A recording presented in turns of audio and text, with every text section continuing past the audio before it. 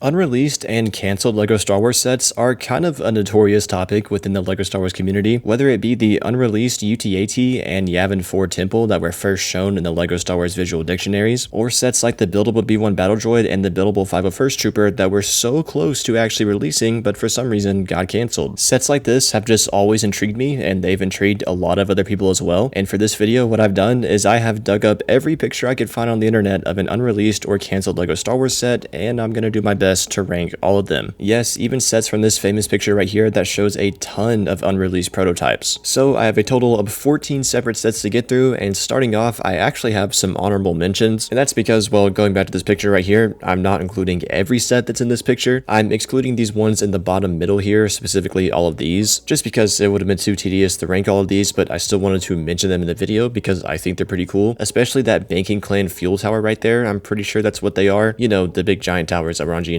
You have a prototype of one of those right there, and it looks awesome. Pretty small, but still looks cool. And then you have a red TIE Interceptor, and I honestly don't know the source material for this. Obviously, you have Major Von Rex TIE Fighter from 2019 from the Resistance. However, this picture was taken years before Resistance came out, so this red TIE Interceptor is based on some sort of earlier source material. If you know what it is, let me know down in the comments because I think it's pretty cool. And then he has some other cool stuff like this yellow ship off to the side that I don't recognize, as well as this Mandalorian dropship. I think that's a Mandalorian dropship. But like I said, I'm excluding these sets just because it would have been too tedious to rank all of them. However, I still wanted to go over them because I think they're really awesome. But anyways, now actually getting into the list, at the 14th spot, all the way at the back, I have the Separatist Defoliator tank that's in this picture right here up at the top right. And the reason I have this at the back is just because you can't really see it in this picture, but I still wanted to include it because the Separatist Defoliator tanks are pretty awesome. And I think the fact that LEGO considered this for a set at some point is really interesting. And I can't really tell, but it actually looks like the 2009 AAT model with just the extra attachment on top. It definitely does look like more of a prototype rather than a complete model because the attachment does look pretty tacky, but still I think it's cool that LEGO at least made a prototype and at least considered this at one point. Moving on to the 13th spot, staying with this picture right here, I actually have the Trident droid that's at the bottom right, and this might be a bit of a hot take because I know a Trident droid is a set that people have wanted for a very long time. However, this prototype shown in the picture right here just isn't very appealing to me. It's clearly a prototype because of the colors. There's a lot of gray on it when there should be more brown, but I just think the overall design is kind of off. First of all, it looks way larger than it needs to be. I know I usually wouldn't be the person to say that LEGO sets are too big, but this one just looks a little bit larger than I think it should for a set like this. And also the shaping on the head is a bit wonky, but it's definitely an interesting looking build to say the least. Anyways though, up next at the number 12 spot, I have a prototype UCS set, that being this Slave 1 right here. And we don't have any information on this regarding the context of this build, but from what it looks like to me, my guess is that this is a UCS Slave 1 design for the early 2000s. I'd say somewhere in the range of maybe 2004 to 2008. It looks like LEGO might have considered a UCS Slave 1 in that time period, and this is probably close to what it would have looked like the Trident droid. The colors are off because this is most likely a prototype, but the actual design choice and techniques used does look like something that would have released in that early 2000s time period. And I mean, it looks alright for the time period, I guess. However, I'm not gonna lie, I'm very happy this set never ended up releasing, because if this would have released in the early 2000s, that means we never would have got the 2015 UCS Slave 1, which, as we all know, is a gorgeous model and uses very modern and accurate techniques that just look better than this. So while this is cool and definitely would have been very interesting if we got a UCS Slave 1 in the mid 2000s, I'm very happy this did not release. Up next at the number 11th spot, I have a really awesome one. Sticking with this picture, it's the Kashyyyk playset up at the top, and I freaking love how this looks. One, because it looks pretty nostalgic. I mean, I'm not gonna lie, I'm using nostalgia bias here, but I just love how it screams 2005 Kashyyyk set. You got the simple trees, you got the radar dish, you got the Wookiee ornithopter or whatever they're called, along with various clone troopers and battle droids. Looks like there's a few green scout troopers there. I think back in 2005 this would have been a banger set and probably would have gone down as one of the most fan-favorited episode 3 sets in history, to be honest. And also, unlike the sets I've talked about so far, this actually looks like a complete set, not just a prototype. And now making our way into the top 10, at the number 10 spot, still sticking with this picture, I have the Separatist Super Tank that's over here on the right side. And I think this looks great. Again, I have no idea what year this picture was taken in, but this model right here looks surprisingly accurate to what the actual Super Tank looks like. The shaping is really nice, and I also love the colorway. For some reason, the blue and brown just looks super appealing to me, and it would have been really awesome if this set actually ended up releasing because the Super Tank is definitely one of the most unique Separatist vehicles. And speaking of unique, up next at the number 9 spot, I have probably the most unique set in this whole entire picture right here. that being the Watto bust over here on the left side. To this day, the fact that LEGO even considered this as a set is just insane to me, and what's even crazier is that they pulled it off really well. This looks like it would have released in between maybe 2000 to 2003, around the same time as the buildable Yoda and the Darth Maul bust, and I'm gonna be honest, this might be a hot take, but I think it looks better than both of those two sets. It's just insane to me how perfectly they pulled off his head shape and his wings and his body, and then also the colors, the blue and the gray and the brown just pops and looks nice. I think this would have been a really awesome set if it actually ended up releasing, and again, it's just crazy to me that LEGO even considered this at one point. Anyways though, up next at the number 8 spot, I have another really interesting set, that being a UCS FX6 medical droid. You know, the medical droid that was in Darth Vader's transformation scene? Yeah, apparently LEGO considered making a UCS model of this at one point. And it's in this picture right here from the Forces of Creativity book that released in 2024, and it's also in the other picture on the shelf with all the other prototypes as well. And something that's really interesting about this is that it was actually part of a fan vote in 2006 on StarWars.com. In this paragraph here from the Forces of Creativity book, it says, in 2006, a poll on StarWars.com asked fans to vote for the next Ultimate Collector Series set, and it said the FX6 medical droid lost out to the impressive 10178 motorized walking AT-AT.